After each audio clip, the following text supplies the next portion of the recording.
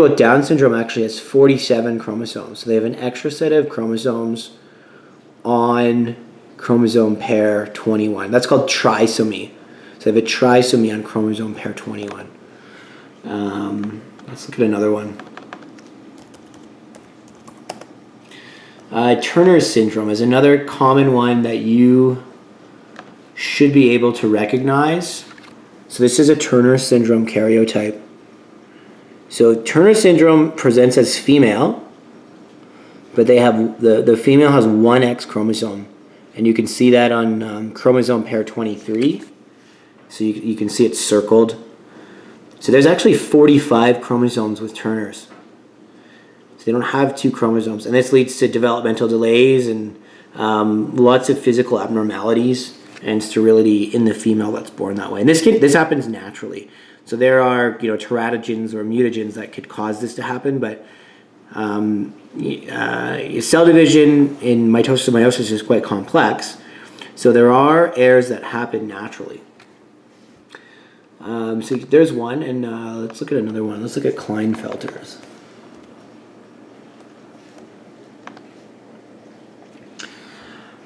Okay, so if I look at a karyotype for Klinefelter's, this is Klinefelter's right here. So this is actually quite common. It happens in close to 1% of the population. So you can see here all of the somatic chromosomes, so all the autosomes. So from 1 to 22, those are autosomes. They are non-sex determining chromosomes. And then chromosome pair 23 is sex determining. So you can see this person with Klinefelter's has 47 chromosomes, but they have 2X and 1Y. So in order to be female, you have to have 2X chromosomes. In order to be male, you have XY. So this individual is equally male and female. 47 chromosomes, but a full complement of sex chromosomes. This happens so a good example of this, we had students study this case in bioethics. A good example of this is Caster Semenya, so South African middle distance runner. She has Klinefelter's syndrome, and she is so she's equally male and female. So she was born with external female genitalia, but rather than ovaries, she has testicles, and that gives her higher testosterone than what a normal female would have. It's hard to say that she's abnormal because she was born this way, but Caster Semenya is no longer allowed to compete in the Olympics in the 800 meters and the 1500 meters because of the elevated testosterone levels, unless she's on hormonal therapy. So that's a really, really large ethical issue, right, that we haven't quite sorted out yet. So where she should compete is a really hot topic right now. So anyway, so that's Klinefelter's, and you can see there's 47 chromosomes and there's non-disjunction here. So there are 3 extra chromosomes. Okay, so those are karyotypes. So you should understand a little bit about chromosomes. We're going to talk about how non-disjunction occurs and things like that as we go through this unit. But some terms you should understand before I talk about mitosis and meiosis.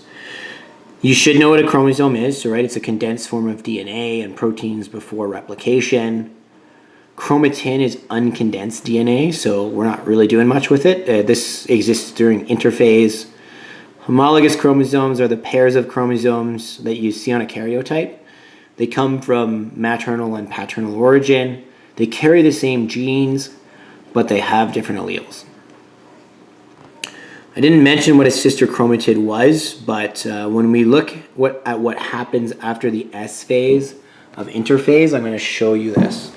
I'm going to grab a different color piece of chalk. All right, so we have chromosome pair 1 here. Now we've replicated it after S phase, and we have a single homologous pair, right? So that's a homologous pair. But now there's a replicate of, right? So I could also draw it like this, right? So you've seen DNA like this before, okay? So we have a duplicate of each homolog or homologous pair.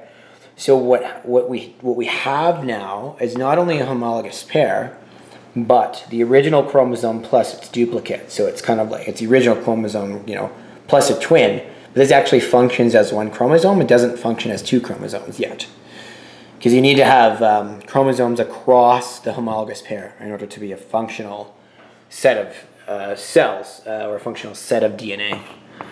So each duplicate, so one original and one that's replicated, these are called a set of sister chromatids. All right, so not only do you have, right, so this is a homologous pair.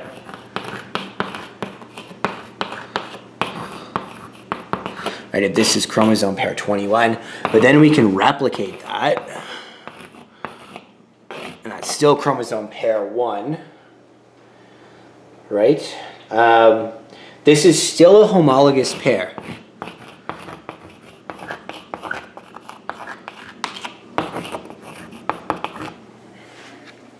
Okay, so that's still a homologous pair, but now we've duplicated each original chromosome.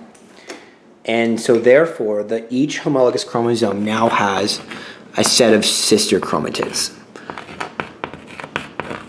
And we need that extra set of DNA to make new cells. Right? So when you think about it, we're taking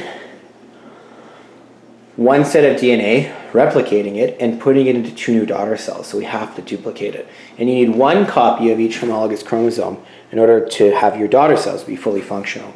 So one sister chromatid will end up in one daughter cell, and the other sister chromatid will end up in the other daughter cell, and you'll get one copy of each homologous pair, and your daughter cells in mitosis. So that'll be more for a lesson tomorrow.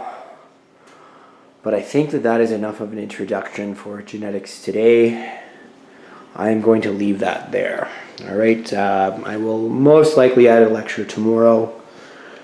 But there you go. We'll talk to you later.